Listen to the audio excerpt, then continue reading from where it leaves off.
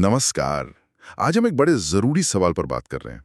अगर कोई 2025 में इंजीनियरिंग, आर्किटेक्चर या डिजाइन में अपना करियर देख रहा है, तो एक सवाल जरूर आता है, कौन सा कैड सॉफ्टवेयर चुने? हाँ बिल्कुल, ये सवाल बहुत कॉमन है और ज़रूरी भी, क्योंकि सही टूल चुनना सिर्फ एक सॉफ्टवेयर चुनना नहीं है, ये आपके करियर की दिशा भी तय कर सकता है। सही कहा।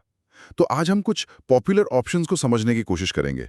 हमारे पास एक लेख भी है इस पर, जिसकी मदद से हम देखेंगे कि कौन सा सॉफ्टवेयर किसके लिए बेस्ट है। हाँ, हम मेनली बात करेंगे ऑटोकैड, सॉलिडवर्क्स, फिर वो फ्यूजन 360, कैटिया और स्केचअप की।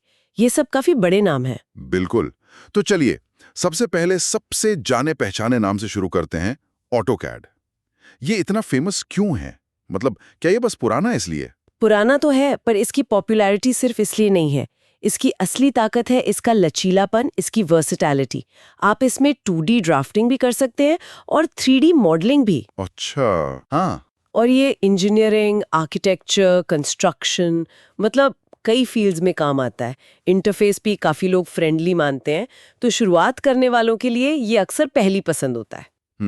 तो एक तरह का ऑलराउंडर जैसा है। बिल्कुल, कह सकते हैं कि ये कैड की दुनिया का स्विस आर्मी नाइफ है। दिलचस्प। लेकिन मान लीजिए किसी को सिर्फ मैकेनिकल डिजाइन या प्रोडक्ट डेवलपमेंट में ही जाना है, तो क्या तब भी ऑटोकैड काफी है, या फिर सॉलिडवर्क्स जैसा कुछ ज्यादा सही रहेगा? देखिए, यहीं पर स्पेशलाइजेशन की बात आती है।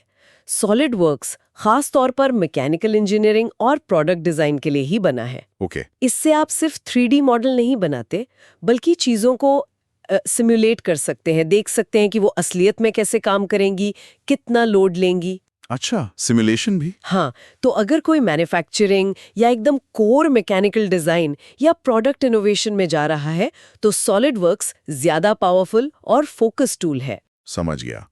तो ऑटोकैड हुआ वर्सेटाइल और सॉलिडवर्क्स हुआ मैकेनिकल के लिए डीप। अब आते हैं फ्यूजन 360 पर। सुना है ये कुछ अलग टाइप का क्लाउड बेस्ड? हाँ, फ्यूजन 360 थोड़ा मॉडर्न अप्रोच वाला है। ऑटोडेस्क का ही है ये भी।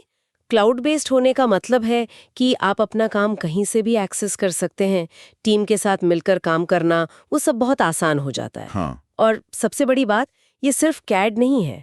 इसमें आपको कैड यानी डिजाइन, कैम यानी मैन्युफैक्चरिंग और सीईई यानी इंजीनियरिंग एनालिसिस, तीनों चीजें एक ही प्लेटफॉर्म पर मिल जाती हैं। अरे वाह। डिजाइन से लेके बनाने तक सब कुछ एक ही जगह? हाँ, लगभग।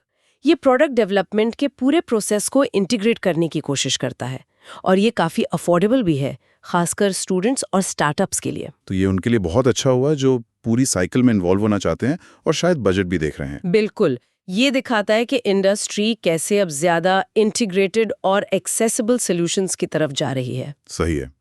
अच्छा, अब अगर हम स्पेक्ट्रम के दूसरे छोर पर देखें तो शायद कैटिया आता है। सुना है ये बहुत हैवी ड्यूटी सॉफ्टवेयर है। हाँ, कैटिया को आप हेवी वेट कह सकती हैं।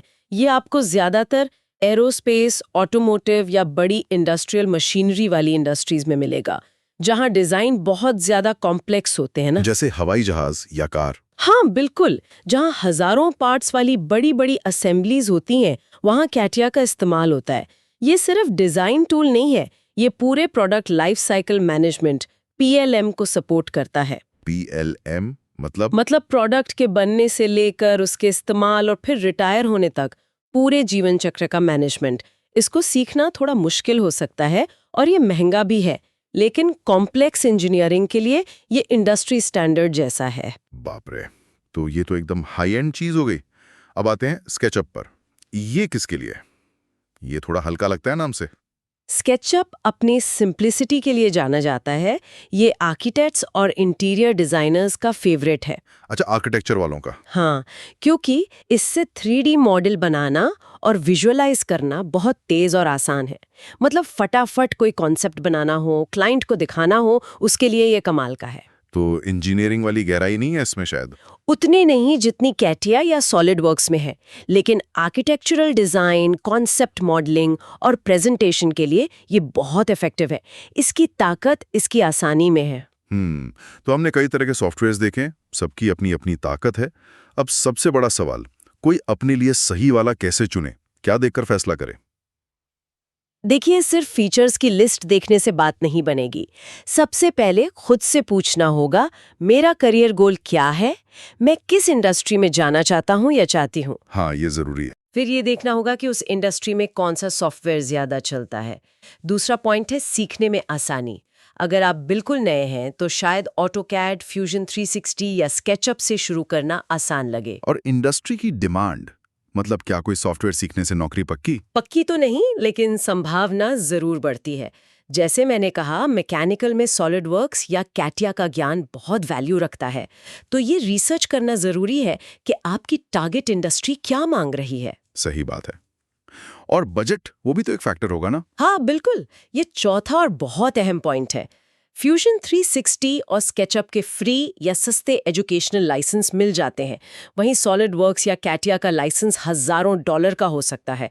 तो बजट एक बड़ी चीज है। तो कुल मिलाकर ये एक पर्सनल चॉइस है, जो आपके करियर प्लान, आप कितना सीखने को तैयार हैं, इंडस्ट्री में क्या चल रहा है, और आपकी जेब पर निर्भर करता है। बिल्कुल, हर सॉफ्टवेयर की अपनी जगह है, अपना यूज केस है।